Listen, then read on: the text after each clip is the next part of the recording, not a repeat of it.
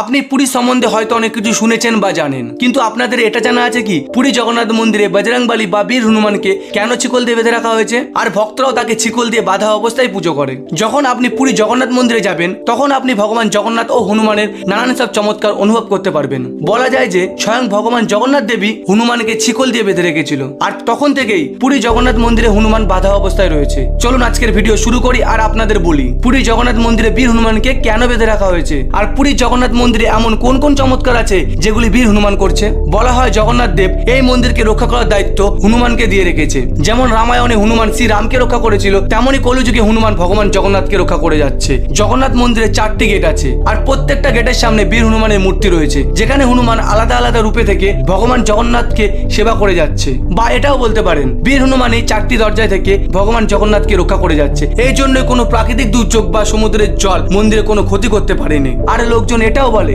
2019 সালে আসা ভয়ঙ্কর ঝড় বা তুফান পুরীতে প্রচুর ক্ষতি করেছিল, কিন্তু জগন্নাথ মন্দিরে কোনো ক্ষতি হয়নি। এইভাবে বীর হনুমান চারদিক থেকে জগন্নাথ মন্দিরকে রক্ষা করে যাচ্ছে। আর মন্দিরের মেন গেটের সামনে সেইখানে বীর হনুমানের মন্দির রয়েছে, আর এখানে বীর হনুমানকে শিকল দিয়ে বেঁধে রাখা হয়েছে। যখন স্বয়ং ভগবানরা পৃথিবীতে আবির্ভাব হয় তখনই সবারই ইচ্ছা হয় ভগবানের দর্শন করার। সেই রকমই যখন থেকে জগন্নাথ দেবের মূর্তি পুরীতে স্থাপন করা হয় তখন থেকেই সমুদ্র দেবেরও ইচ্ছে হয় ভগবান জগন্নাথের দর্শন করার। এই জন্য সে অনেকবার মন্দিরে প্রবেশ করেছিল, আর এই কারণে মন্দিরে অনেক ক্ষতিগ্রস্ত হয়েছিল।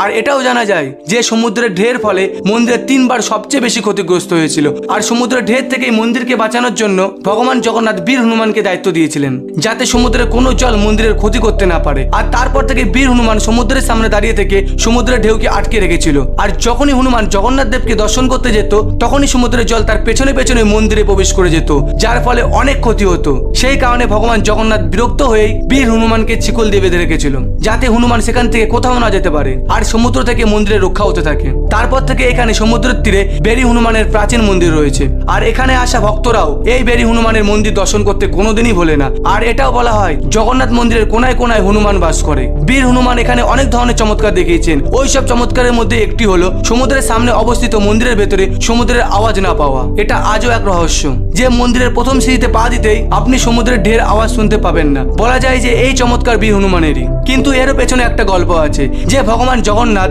সমুদ্রের ঢের প্রচন্ড আওয়াজে ঠিক করে ঘুমাতে পারছিলেন না। আর এই কথাটা বীর হনুমান যখন জানতে পারে তখন বীর হনুমান তার শক্তি দিয়ে নিজেকে 2টি রূপে ভাগ করে নেয়। তারপর মন্দিরের চারপাশে হাওয়ার বিপরীত দিকে প্রচন্ড জোরে উঠতে থাকে, আর তার ফলে হাওয়ার এমন একটা চক্র তৈরি হলো যে সমুদ্রের আওয়াজ মন্দিরে না ঢুকে মন্দিরের চারপাশে ঘুরতে থাকে। আর তারপর থেকে মন্দিরে জগন্নাথ দেব সমুদ্রের বিনা আওয়াজে শান্তিভাবে ঘুমোতে পারেন। আর এইভাবেই হনুমান কয়েক রূপ ধারণ করে ভগবানের সেবা করে চলেছে। আর এই কারণেই মন্দিরে এমন কিছু রহস্য আছে যেগুলিকে বিজ্ঞানী এখনো সমাধান করতে পারেনি। তো ভিডিওটি আপনাদের কেমন লাগলো? ভালো লাগলে একটি লাইক ও চ্যানেলটিকে সাবস্ক্রাইব অবশ্যই করে দেবেন। চলুন দেখা হচ্ছে নেক্সট ভিডিওতে। আর আপনারা কি জানেন যে জগন্নাথ দেবের মূর্তি অসম্পূর্ণ কেন? যদি জানতে চান তাহলে স্ক্রিনে দেওয়া ভিডিওটি অবশ্যই দেখুন।